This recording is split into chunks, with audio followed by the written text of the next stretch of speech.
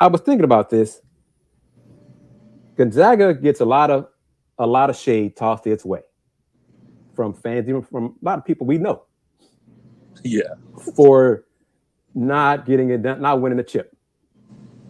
Who did they play? Who did they play in conference play? Blah blah blah. All those things. Andy, could the same be said about the Cougs? Well, from a national perspective, absolutely. And especially with the way this conference this year is shaking out for the conference, South Florida just beat Central Florida by double digits. So Central Florida that came in here and gave Houston problems on New Year's Eve. They turned around. They've lost a few games. And South Florida is a really good team, and especially when it comes to their backcourt, as they gave Houston problems as well when they came into the Fertitta Center. But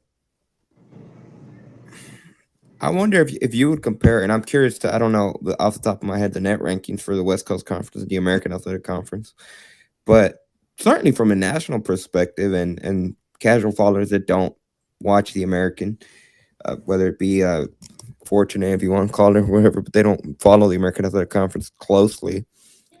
There's no other team in the American where you think of, and certainly not from a countrywide standpoint where they're like, hey, those guys they can give a run for Houston's money. And I think in the West Coast Conference, Gonzaga at least has St. Mary's that they could point and say, hey, they're not pushovers. Now, not to take anything away from UCF, from USF, from Memphis, who is always supposed to be in the preseason, supposed to be one of those teams that are going to challenge for at least to be at the top of the American Athletic Conference. But I think that there is a reasonable way to make that argument that who has Houston really played come conference play? And it's something that Calvin Canov had to answer this past Thursday during his media availability. I'm looking at West Coast Conference net rankings. St. Mary's 7, Zags 11, Santa Clara 80, Loyola Marymount 87, BYU 93. That's all. Only 5 teams that are, 100 or better. The American, Cougs 1, Memphis 42, UCF 43, Cincinnati 81, Tulane 99. So it's 5 apiece. Mm. But I say that. Do the Big Ten. I'm I'll Do the Big give it a 12. second. Yeah. But I say that because I'm poking the bear to my fellow Cougar alums, the ones who toss shade at Gonzaga. Well, who will the Zags be? Blah blah blah blah blah. Look at who the Cougs. What are the Cougs doing? Because of the conference that the Cougs are in. So stop tossing stones at the Zags when folks outside of the American toss stones at the Cougs for the same thing that you're arguing. Mm-hmm. Because the Cougs are in the American, and hey, a lot of folks expected, me included, for the last couple of years, for the American to be better, especially come postseason play. Especially from And where they they haven't. used to be. They used to be a multi-bid league. Right, 3-4 teams. But they Mhm. haven't last season for sure. So pump your brakes Well, last about, season they had Memphis, right? They and that's made it. Yeah, and that's it. So, come on, Coug fans. It's not the Cougs' fault that the American has not been as good as people expected. This will be the last year that'll be a problem for the Cougs because the Big 12 will. And let's see. The Big 12 going into today. Let me see if I can pull it up here quickly. Big 12, Kansas 6, Iowa State 9, Longhorns 10, K-State 13, Baylor 16. West Virginia has 1 win in Big 12 play, but they're at 24. TCU 25, Oklahoma State 45, Oklahoma 57, Texas Tech, winless Texas Tech in conference play, 72. None of them are above 75. None of them. Big 10, Purdue 4, Rutgers 21, Yeah. IU 23, Ohio State, despite losing 5 in a row, 30. No, they won today. Coming into today. These numbers are coming into today.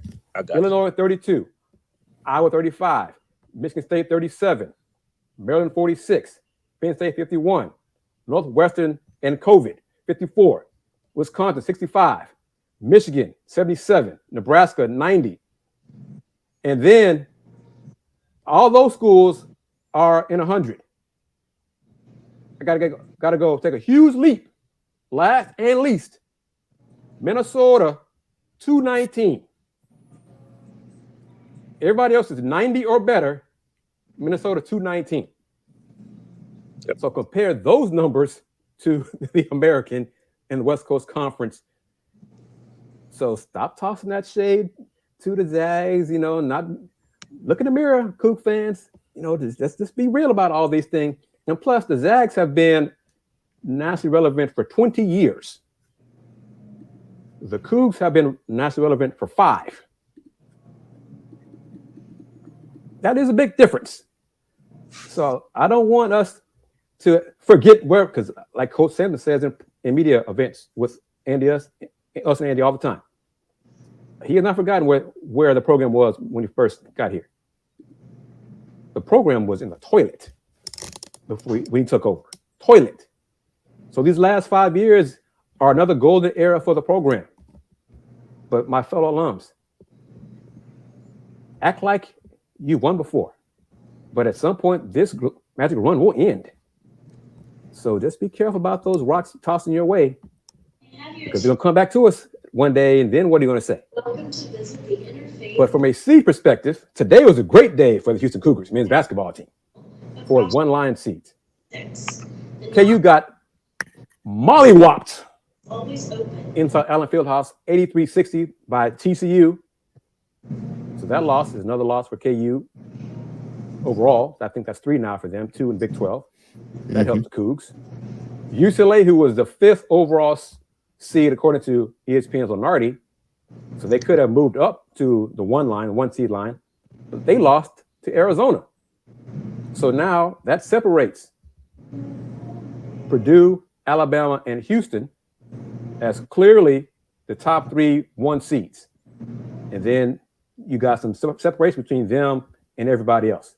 Now, of course, the Cougs need to win Sunday afternoon against Temple.